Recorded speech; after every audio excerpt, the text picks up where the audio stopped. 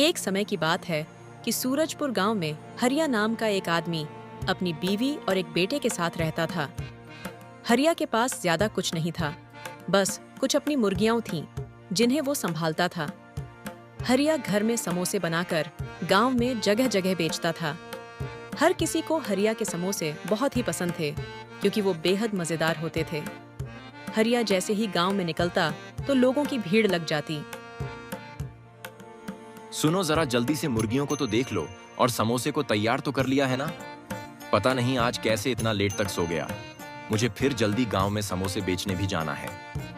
हाँ हरिया जी, मैंने पहले से ही सारे समोसे तैयार करके रख दिए हैं। आप बस जाएं और गांव में बेच आएं। इस तरह हरिया समोसे बेचने गांव की तरफ निकल जाता है और फिर लोगों की भीड़ लग जाती है। तभी वहाँ एक बूढ़ा आदमी आता है जो कि हरिया का मकान मालिक होता है, लेकिन तब तक समोसे खत्म हो जाते हैं। अरे बेटा, समोसे थोड़े से भी नहीं बचे। हाँ चाचा, समोसे तो अभी खत्म हो गए हैं, लेकिन आप नाराज ना हो, शाम को मैं आपके घर समोसे ले आऊंगा।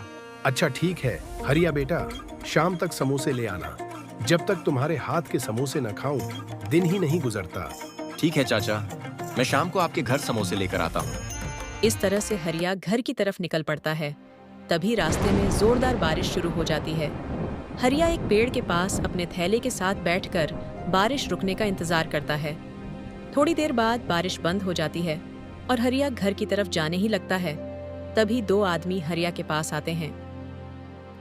ओ समोसे वाले, जरा मेरे लिए 2 प्लेट समोसे लगा दो। भैया, अभी मेरे पास बिल्कुल भी समोसे नहीं बचे। मेरे थैले में कुछ भी नहीं है। अच्छा ठीक है, आज तो तुझे मैं छोड़ रहा हूं, लेकिन कल सबसे पहले तू मुझे समोसे देगा, उसके बाद ही गांव में बेचेगा। इतना कहकर वो दोनों वहां से चले जाते हैं और हरिया भी अपने घर की तरफ निकल पड़ता है। अरे हरिया जी, आपको इतनी देर कैसे हो गई आज? वो रास्ते में आज जोरदार बारिश होने लग गई थी न, बस इसी वजह से देर हो गई। बारिश इतनी तेज थी कि रुकने का नाम ही नहीं ले रही थी।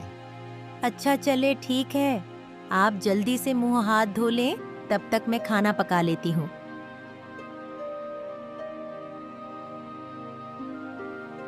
सुमन, तुमने आज मुर्गियों को पानी और दाना तो दिया है ना? हाँ हरिया जी, मैंने सुबह ही मुर्गियों को खाना दे दिया था। हरिया खाना खाकर थोड़ा आराम करता है और शाम होने लगती है। अच्छा सुमन, शाम हो गई है, मैं समोसे बेच कर आता हूँ। आज वो चाचा को समोसे नहीं मिले, इसलिए सबसे पहले उनके घर जाऊंगा। अच्छा, अगर आप चाचा के घर जा ही रहे हैं तो वहाँ से कटे आम जरूर लेकर आना। चाचा के बाग के आम बहुत ही मजेदार होते हैं। हरिया समोसे लेकर चाचा के घर जाने लगता है। चाचा, ओह चाचा जी, मैं आपके लिए समोसे लाया हूँ। शुक्रिया बेटा, मुझे तो लगा कि बारिश इतनी तेज हो गई थी, इस वजह से तुम आज आओगे ही नहीं। कैसे बातें कर रहे हो चाचा, मुझे तो आना ही था, आखिर मैंने आपको जुबान दी थी। ठीक है बेटा। चाचा जी, क्या आपकी बाग के थोड़े से आम मिल जाएंगे? क्योंकि सुमना का बहुत मन कर रहा था आपके बाग के आम खाने को। हाँ बेटा, क्यों नहीं, तुम यहीं पर रुको, मैं अभी लेकर आता हूँ। ये लो बेटा, ये आम ले लो और मजे से खा लेना। इस तरह से हरिया वहां से घर की तरफ जाने लगता है। अगले दिन सुबह फिर हरिया समोसे बेचने गांव की तरफ जाता है। तभी उसे रास्ते में कुछ बदमाश फिर से आकर रोक लेते हैं। अरे समोसे वाले, कहाँ जा रहे हो? पहले मुझे समोसे दे। ठीक है भैया, मैं देता हूँ, लेकिन ये 100 रुपए का प्लेट है, हरिया ने कहा। अब तू मुझसे पैसे मांगेगा? तुम जानते नहीं हो कि मैं कौन हूँ। लेकिन मैं तो सबसे 100 रुपए ही लेता हूँ एक प्लेट का। पैसे तो आपको देने ही होंगे, मेरे समोसे बहुत मजेदार होते हैं। देख समोसे वाले, मुझसे ज्यादा बहस मत कर, वरना तेरे लिए ठीक नहीं होगा। तू जानता नहीं है कि मैं कौन हूं। अभी ही अभी मैं तुम्हें और तुम्हारे इन समोसों को यहीं पर पटक दूंगा। इतना कहकर वो बदमाश समोसे को लेकर वहां से चले जाते हैं। अजीब लोग थे, सामान के पैसे भी नहीं देते। न जाने इनको हम गरीबों को परेशान करके क्या मिलता है। हरिया गांव की तरफ निकलता है और सारे गांव में समोसे बेचने लग जाता है। सारे समोसे बेचने के बाद हरिया घर की तरफ निकल पड़ता है। अगली सुबह फिर से हरिया समोसे बेचने निकल पड़ता है और हर रोज की तरह वो बदमाश फिर से उसे रोक लेते हैं। ओ समोसे वाले, आज मुझे 5 प्लेट समोसे चाहिए, जल्दी दो। भैया, अगर तुम लोगों को समोसे चाहिए तो पहले आपको पैसे देने होंगे। क्या कह रहा है तू? तुझे समोसे के पैसे चाहिए? रुक, अभी देता हूं मैं तुम्हें पैसे। इतना कहकर वो बदमाश हरिया का समोसे का थैला सारा जमीन पर गिरा देते हैं। आज के बाद अगर फिर हमसे कभी पैसे मांगे तो तेरा हाल भी इस समोसे की तरह हो जाएगा। ये बात तू जितने जल्दी हो सके अपने दिमाग में डाल ले। दुखी मन से हरिया घर वापस आ जाता है। आप इतने जल्दी क्यों आ गए और आपका चेहरा इतना उतरा हुआ क्यों है? क्या हुआ? हरिया अपनी बीवी को सारी बात बता देता है। बेरहमी से घर हो जाए उन बदमाशों का। अगर पैसे नहीं देने थे तो फिर समोसे क्यों लेते हैं? हम गरीबों को क्यों परेशान करते हैं? देखो, आप ऐसा करो, गांव के साथ जो पुलिस स्टेशन है वहां उनकी शिकायत करो, वरना ऐसे तो हर रोज आपको तंग करेंगे। हरिया सुमन की बात सुनकर गांव के पुलिस स्टेशन जाता है और शिकायत करता है। ठीक है हरिया, तुम घर जाओ, हम उन बदमाशों को देखते हैं। अब वो तुम्हें तंग नहीं करेंगे। पुलिस वाले ने अपने आदमी भेजे और थोड़ी ही देर में उन बदमाशों को ले आते हैं। क्यों भाई, बहुत बदमाशी आ रही है। तुम लोगों को उस गरीब को क्यों परेशान कर रहे हो तुम लोग? अरे साहब, हमने तो बदमाशी नहीं की, बस भूख लगने पर थोड़े समोसे ही मांगे थे और वो नखरे कर रहा था, तो हम क्या करते। अच्छा, और पैसे क्यों नहीं दिए उसे? देखो साहब, हमसे ना उलझो, ज्यादा बहस नहीं करो, इसी में तुम्हारी भलाई होगी। बस पैसे लेकर सारा मामला रफा दफा करो। मैं अभी ही तुम्हारी जेब में 60,000 रुपए डालता हूँ। इतने सारे पैसे का सुनकर पुलिस वाले का ईमान डगमगा जाता है और पैसे के बदले उन बदमाशों को छोड़ देता है। बदमाश जाते ही गांव में थोड़ी पूछताछ करते हैं और उन्हें पता चलता है कि हरिया एक किराए के घर में रहता है। वो बदमाश उस मकान मालिक के घर पहुंच जाते हैं जिसने वो घर हरिया को किराए पर दिया था। सुन भाई मालिक, वह जो तेरा गांव में घर है, जो तूने हरिया और उसकी फैमिली को किराए पर दिया है, उसको तुझे खाली कराना है। समझ में आए ना? तुम्हें बात कल तक वह घर खाली होना चाहिए, और अगर तूने ऐसा नहीं किया तो तेरी बीवी बच्चों के साथ तुझे और तेरे सारे परिवार को बहुत पछताना पड़ेगा। मकान का मालिक बदमाशों की बातों से बहुत ज्यादा डर जाता है और वह अगली शाम ही हरिया के घर पहुंच जाता है। जी चाचा जी, कहिए, अभी तो किराए के लिए महीना भी पूरा नहीं हुआ। हरिया, मैं किराया लेने नहीं आया हूँ, बल्कि ये बताने आया हूँ कि कल ये घर खाली होना चाहिए। लेकिन क्यों चाचा जी, हम तो समय पर किराया देते हैं, फिर क्यों आप हमें निकाल रहे हैं? देख हरिया, मैं तुमसे ज्यादा बहस नहीं करना चाहता। बस ये घर कल तक जरूर खाली होना चाहिए, वरना मैं तुम्हें धक्के देकर इस घर से निकाल दूंगा। इससे पहले कि ऐसा हो, तुम अपना ठिकाना ढूंढ लेना। इतना कहकर वह मकान मालिक वहां से चला जाता है। ये क्या हो गया? आखिर ये सब क्या हो रहा है? ये चाचा जी को क्या हो गया है? अचानक से घर खाली क्यों कह रहे हैं? हम तो किराया भी वक्त पर देते हैं। मुझे भी पता नहीं चल रहा, पता नहीं ये सब क्या हो रहा है। सुबह हो जाती है और वो बदमाश हरिया के घर पहुंच जाते हैं। अरे ओ हरिया, अभी तक तूने ये घर खाली नहीं किया? अरे तुम सब यहाँ कैसे? तुम सब तो जेल में थे ना? भला इतने किसकी हिम्मत जो हमें जेल में रख सके? तुझे आज ये घर खाली करना पड़ेगा, और अभी तक तूने खाली क्यों नहीं किया? अच्छा, तो तुम लोगों ने मुझे घर से निकालने के लिए चाचा को डराया है? ए, मुझसे ज्यादा जबान न लड़ा। रुको, अभी मैं तुम्हें समझाता हूँ।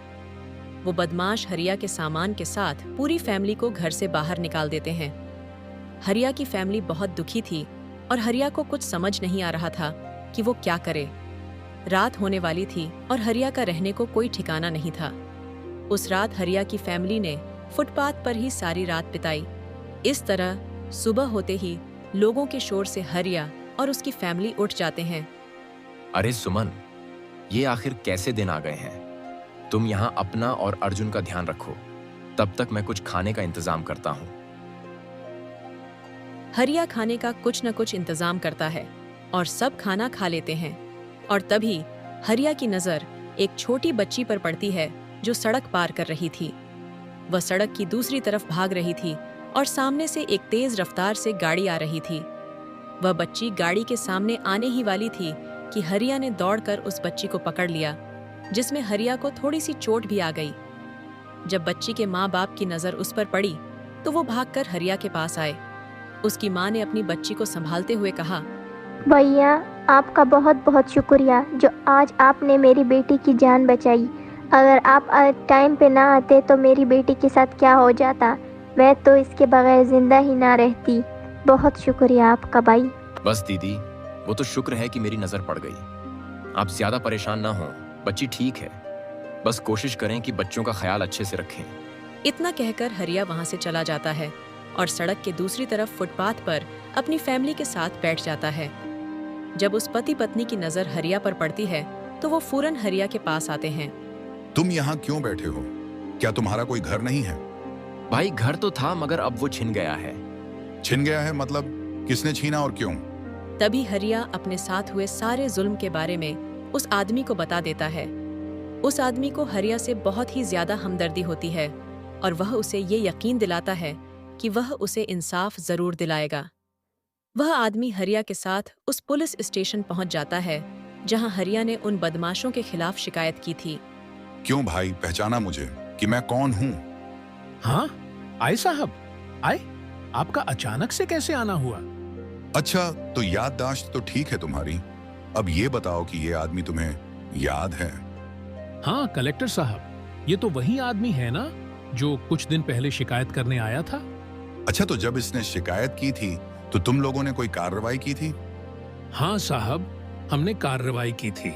उन बदमाशों को मैं यहाँ ले आया था। तो फिर कहाँ हैं वो बदमाश? मुझे तो इस पुलिस स्टेशन में कहीं भी नजर नहीं आए। कलेक्टर साहब, मैंने उसे धमकी देकर छोड़ दिया और उन्होंने कहा कि आगे से वो ऐसा कुछ भी नहीं करेंगे। ये कैसे फैसला किया है तुमने? मुझे तो तुम्हारे मुंह से रिश्वत की बू आ रही है। कहो तुमने कोई रिश्वत तो नहीं ली? चलो, वो तो मैं पता कर लूंगा। अब जाओ, पहले उन बदमाशों को जल्दी से यहाँ लेकर आओ।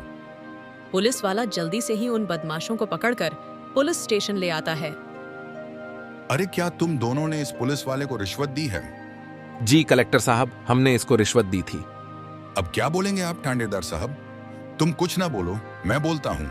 आज के बाद मैं तुमसे तुम्हारी ड्यूटी लेता हूँ और फिर इस पुलिस स्टेशन में मुझे तुम ना दिखाई दो।